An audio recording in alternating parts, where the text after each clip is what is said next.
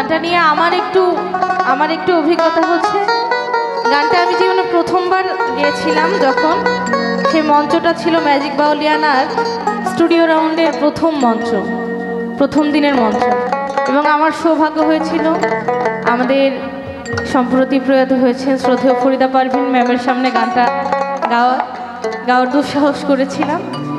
তা আমার পরম সৌভাগ্য যে তার সামনে আমি প্রথমবারের মতো এবং একটিবারের মতোই লালন সাহেবের একটি কালাম গাইতে সক্ষম হয়েছিলাম।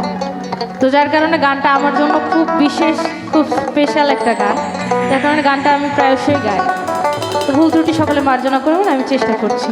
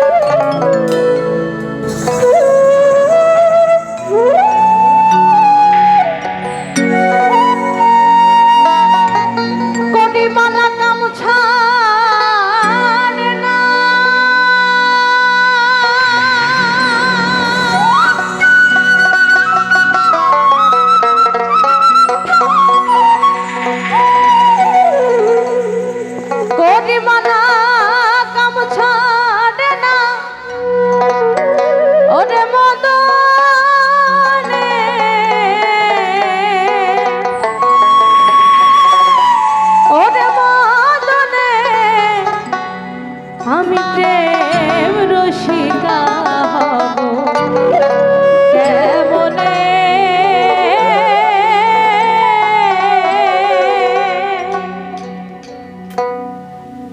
সাধক বলেন কাম হইতে হয় প্রেমের উদয়, প্রেম হইলে কাম থাকে না।